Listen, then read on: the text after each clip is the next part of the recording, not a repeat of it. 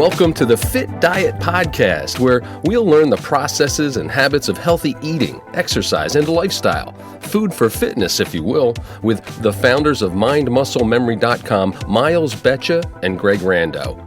Miles' expertise with programs and coaching have led him to training thousands of clients all over for the past 2 decades with enormous success, and he's dedicated himself to transforming the course of fitness and health for many.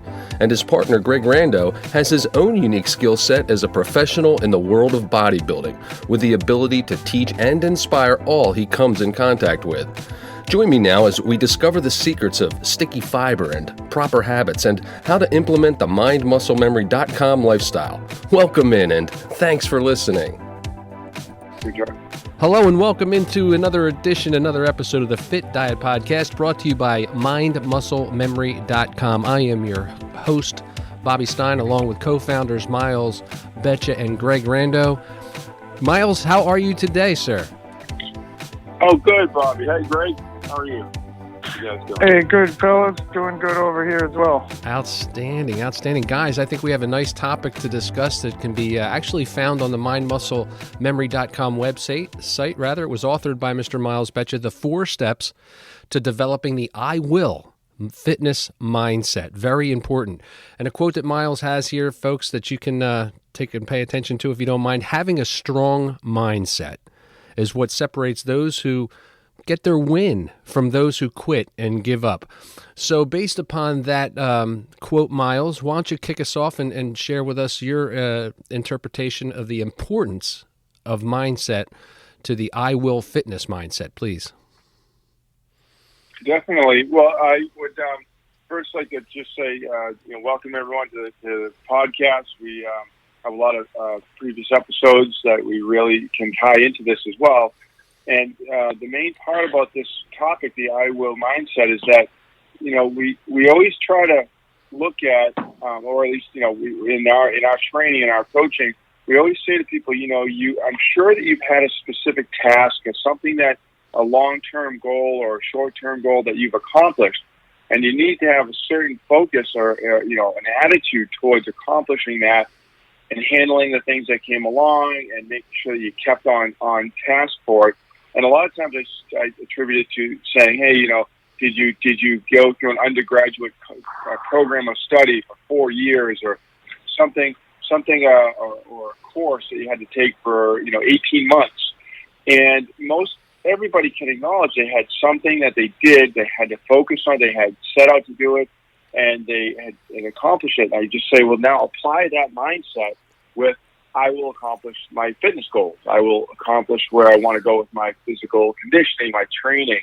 And if you look at what you did to get that one task done and you apply it, then you're already on your I will mindset. You're already sort of started on that path.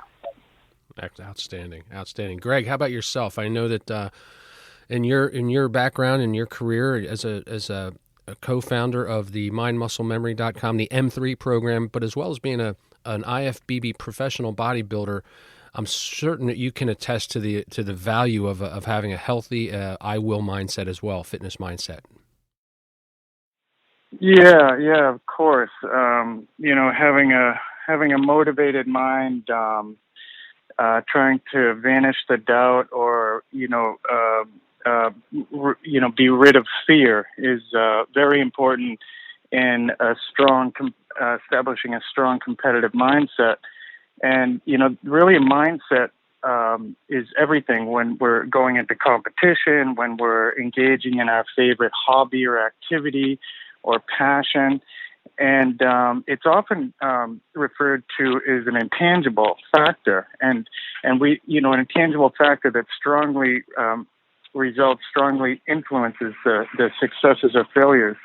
And we see this in sports, right? We talk about this in sports a lot, taking our favorite Tom Brady, right? He's not the fastest, the biggest, the strongest. He doesn't have the best arm, the strongest arm, or the most accurate arm. But what sets him apart from others is the intangibles, not the physical, the tangible things that we can measure, but the intangible things like a motivated mindset, like mental toughness, like the I Will mindset, which he which allows him to perform at his best, all the time as he remains motivated and positive and persistent in his activities. Absolutely. Yes, this past year proved that out, because I remember after he got his first Super Bowl ring, he specifically said, I remember him saying this, I will get more Super Bowl rings than Joe Montana or any other quarterback in history. Like he set out early on in that quest, and he just, what did he do this past number season? 7, right? Yeah. So but that's just part of it. I wanted to say that because he said that was what, 2003 or 4? Yes, somewhere in that area, early in the 2000s is when I heard him state that I will get the most Super Bowl rings. He put his mind to that, and like Greg, you just said, he didn't have he's not the fastest arm out there. He's not the most physically capable to take a lot of hits, but boy, he's lasted until this year, and it's beyond. a lot of years and beyond. And he does, Greg. Yeah, I think he runs a 6.3 40. So it's got to be something.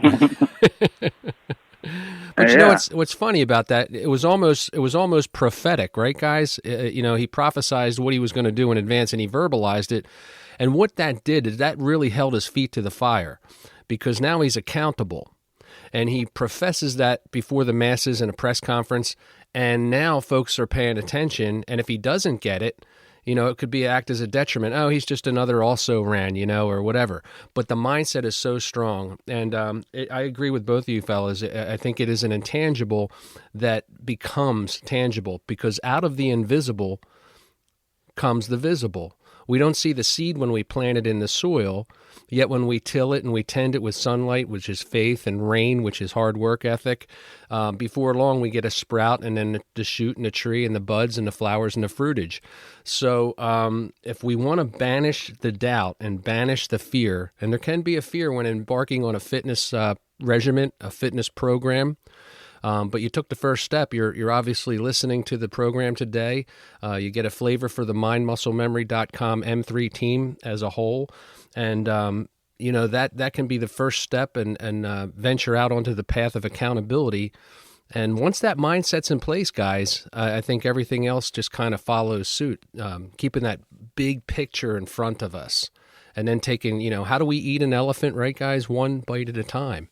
And, yeah, so I think it's an outstanding topic. And that's why on the keys, the first key that we wanted to bring up was that acknowledge that some days are tough, and you say, okay, this is going to be smooth, or this is going to be it's going to be smooth for me because I'm going to have the right food, and I'm going to be at the gym when I need to be at the gym. And you plan everything for your habits or things like that, and then you run out of your favorite food, or you skip a couple of days because of working late or something like that to the gym. So you got to acknowledge that you're going to have these times, but you got to get right back onto the path, onto the will of what you've determined yourself to do, to become, and continue on. I love what you say, too, about when days are tough. You can respond through those hard situations by listening to your heart rate, staying calm, follow your breathing. Absolutely. Greg, I know many times, there's got to be instances when you don't feel like going to the gym, but correct me if I'm wrong. Those days seem to be, when you do get yourself in there, don't they seem to turn out to be some of the better training days and the more fruitful ones? Yeah, sure. I can remember, saying that after work, a few, workouts here and there when you didn't feel thrilled about going to the gym or real good about, beginning your workout. But, I saw a good definition of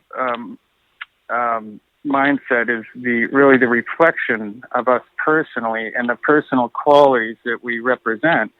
And, our mental output, our mental mindset or mental makeup. And, this is what keeps us, going to the gym or getting to practice, or, right. Focusing on those shortcomings or those attributes that we need to pay extra attention to, right? So this mindset helps us, to have a competitive, I will mindset. We need to be very motivated. So we still try to get to the gym, as Miles said. We try to pay attention to our breathing and maybe focus on other things, not pushing so hard, but focusing on some details or specific things that may need extra attention. What do you mean by that? What, like in terms of tweaking a workout? Well, let's say there are maybe scapular stability issues, for myself particularly, or hip stability issues. Maybe instead of making the weight the priority and trying to keep up the routine of building and breaking down and building, maybe just go in and increase the reps a little bit and incorporate a little more of an endurance workout where the strain isn't so hard on the muscles and you're able to focus on other things. And I find myself doing that. I'll pull back a little bit on weights and focus more on really meticulous core implementation and really working on my my weak points of holding my body even and balanced from my hips to my shoulders and making sure I get a little bit of maybe even therapy through that workout, as well as a little bit of maintenance. Excellent tip. Yeah, for sure. Number 2, Miles, admit that you can't sometimes, or you shouldn't do everything alone. It's express to everyone the importance of communicating effectively with your coach. Why is that important? Well, we have this tendency, which sometimes as we become a little bit rebellious, maybe as we're growing up, or just the way we learn different things, we sometimes feel like we gotta learn it on our own or shut down until we figure it out. And the main thing that gets missing at that point is input, is feedback. And one of the biggest things I learned after I got into a little bit better sports programs and things was that many coaches are just going to pull the things that you're doing into making you look at yourself. So it's hard to look at yourself and what you could be doing that's not working that well. But if somebody's there that's a true is communicating with you and you're communicating with them effectively, then they're gonna be able to let you look at yourself and say, "Oh, okay, you're right. I just need to do this a little bit more efficiently, or I need to make sure that my angle is appropriate." Say if I'm doing, it could be anything, an angle of a workout for arms, or it could be the way you're kicking the ball down the field for the punt or a football or something. So it's very important to keep that line of communication open for yourself, and that's what this mindset topic is. It's about like individualized looking at like, okay, I can't shut down here. I need to actually be able to say, I need to learn a little bit more. I need to communicate. I want to hear what somebody else has to say, and typically that's going to be like your coach, and that's what we give to our clients, especially, is obviously anything we can now is going to be for them to look at themselves and say, okay, yes, you're right. I can improve on that because you pointed out to me that I'm just not there yet on it. All right. Exactly. Well, I'll tell you what, there's so many times that, as individuals, we may start out with all the right intentions and we have the correct mindset, yet we lose our objectivity. We can't see the forest through the trees. And so somebody, that second set of eyeballs, in this case a coach or a regimen or a program, can put us back on track and keep the mindset, the I Will Fitness mindset, on track. And that's a great point, number 2. Key number 3, remember why we are working on the objective in front of us. We need to keep our goal in the forefront of our mind and constantly review our vision. There's a scripture, ancient script says that my people perish for lack of vision.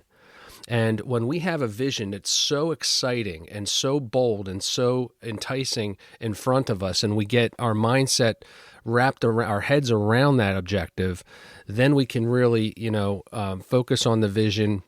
But we got to remember it, right, Greg? In other words, when we have maybe an off day at the gym, yet you've got a competition where you're going to be stepping on stage with like-minded individuals in, say, the next 6 weeks, it's darn important that you have that vision right in front of you. Would you not agree?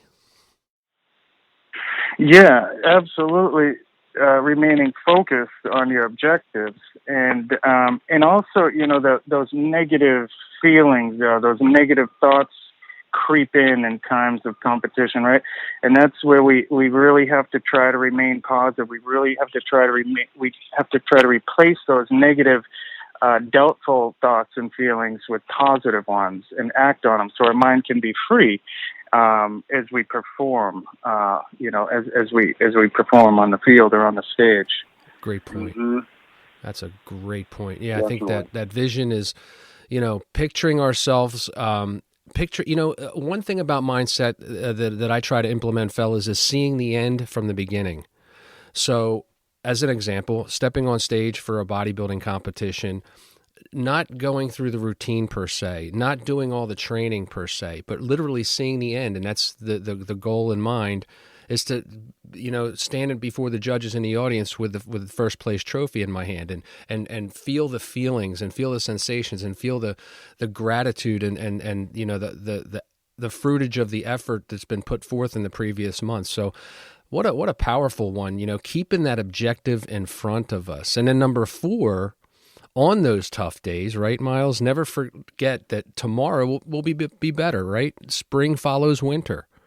Like working a garden for the harvest of crops. What an excellent key point. Why don't you expound upon that? I know. And yeah, exactly. Amen. You said that earlier about, when you put the seed down in the earth, you do know probably from, years of doing it, that what it should look like and everything else, but it's not there yet. You have all this work to do to make sure that it has the right care throughout the season. And with the right care throughout the season, that certainly that little tiny seed will go and feed everybody in the neighborhood, right? That's everybody right. in the community, depending on how big your garden is. And so on the tough days, I think when you said it as well, Greg, it's like on the tough days, you just have to remember, well, tomorrow will be a better day just altogether. So let me just finish today with a good stretch or a really a workout which is going to challenge something I maybe haven't done very much lately. Okay, I got to do a nice long cardio on the bike for 50 minutes and try to burn, that 600 calories, 500-600 calories, because I'm on the bike for so long. Something that is, a little bit maybe that you thought you were going to have a better day, but you can just make the best of today, and there's no tomorrow. You can get your rest, come back, and get it going right back on target again. Perfect. And it always happens that way. At least for me, I'll go in and won't really know I'm tired. Maybe lacking a little sleep or a few workouts piled up. I could afford a day off, but you don't really necessarily know it. You get in there and then you're like, my connection, mind-body connection, my mind-muscle connection is just not where I expect it to be, where I know it can be. And, my positions I'm not able to comfortably ease into my positions as naturally as I sometimes do. And those negative thoughts come in and you realize that after, time and time you come back the next day or a day or two later and you realize you're fully recovered and the positions feel great. The technique feels great. Your strength and everything's right back where it should be. So it's very reassuring. And in those times that the negativity creeps in, just, remember how it's temporary. These times are temporary. Yeah. Yeah, what a We've difference all a day seen makes. that. What a difference a day makes or can make. Exactly. Yeah. Just a day. Yeah. It's so true. Great point. So are we, just okay with getting by? I don't know. It says here in the blog, Miles, you make another good paragraph whereby it says we set goals that we want to achieve because something is important to us. We've got to be, it's got to have some significant impact for it to really motivate us, to get that emotion involved, to get us going in the right direction. We want it for one reason or another. It could be it could be any myriad of reasons, wanting to feel better, wanting to have, a better quality of lifestyle with our grandchildren or whatever that reason might be. But not reaching our goals because we decided we couldn't face the tough days is a tough thing to admit to ourselves. What are we telling ourselves? I'll fail because, this is too hard, or I will succeed and tomorrow will be better and I will keep pressing forward, right? They're two really good questions to ask. So our mindset is what gets us through those days, and having a strong mindset, rather, is what separates those who get their win from those who quit and give up. The 4 steps to developing the I will mindset. Great topic, fellas, brought to us today, as always, by M3, the mindmusclememory.com, fellas. Miles Betcha and Greg Rando. I'm your host, Bobby Stein. And guys, I think that, everything that we do, it has its origins and beginning in the mind. I mean, nothing is created without a thought. And if we choose to, and it's no accident, like I said, if this is landing on anyone's ears, it's no accident. And so this is just further affirmation to, jump on board, listen to your gut, listen to your heart, listen to your mind, understand there's going to be tough days, but the mindset will pull us through. I think it's so key and paramount. For sure. And that's why we want everyone, listening to keep going through some of the previous podcasts. Yes. And be ready to, get the new ones that are upcoming, and also come to Mind Muscle Memory. But these podcasts will, as we continue doing these, and the ones that we've previously done are going to have the same feel in a way because of the way that we've, have done this for so long and have achieved these different parts in our personal lives and in our careers, sports and professional careers. So we really want to continue to help shape your life out there. Absolutely, layer upon layer, right, Greg? Just one step at a time. One step at a time.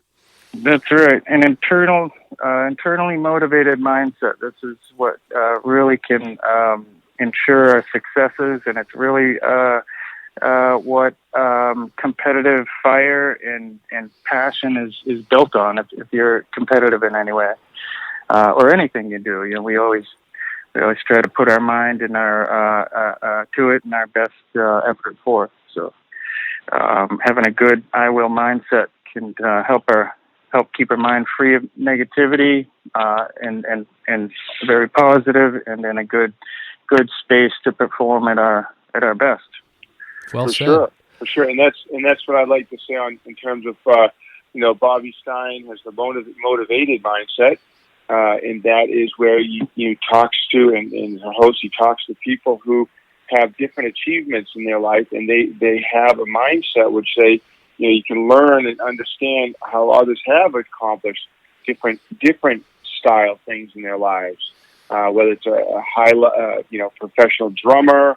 Or motocross, or where these people have gone through. So the Motivated Mindset podcast is excellent; brings you through all those types of thoughts as well. Outstanding. Get in the mind of experts in their fields. Yeah. Exactly. Yeah. There's always that common thread. And you mentioned it earlier, Greg, about the Tom Brady.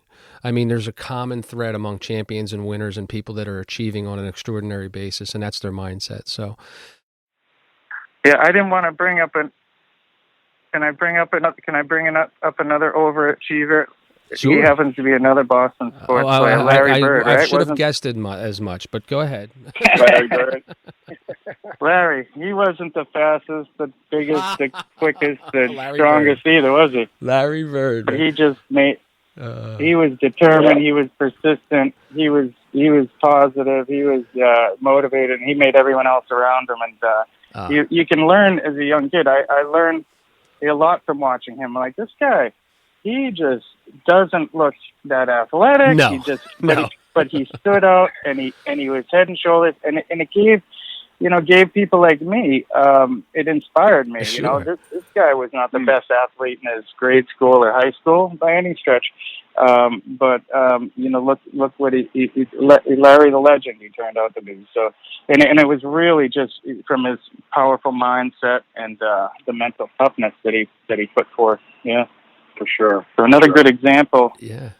His preparation too, if I recall correctly, he would go out prior to games. Even if it was at the Boston Garden, and he would go out in various spots where he would shoot, and he would tap on the floor to find hollow spots or soft spots, so that during the course of the game he would understand which way the ball would bounce with a certain amount of pressure at a certain angle. I mean, he was really a student of the game and a scientist, but it was his mental outlook and that ability to outwork everybody else through the mind that separated him from hey, at that level, you better be pretty damn good. There's only so many players in that association, and he stood above head and shoulders, and he's up there on the marquee. Even though he was from Boston, he was pretty good, so. I know. Him and Tom, though, the mindset, like you notice the persistency in the mindset, and that's really what what I saw. The separator. They're not quitters, and they want to win. That's all they want to do is win, and it shows. Evidently, yeah. Well, there you go, folks. So from some unbiased Boston fans to a jaded Philadelphia fan and Dr. J and whatnot, this has been another episode of the Fit Diet Podcast, brought to you by M3, the MindMuscleMemory.com fellas, Miles Betcha and Greg Rando. I've been your host, Bobby Stein, and until the next episode, we hope you tune in. Take good care, and thanks for listening. We appreciate it.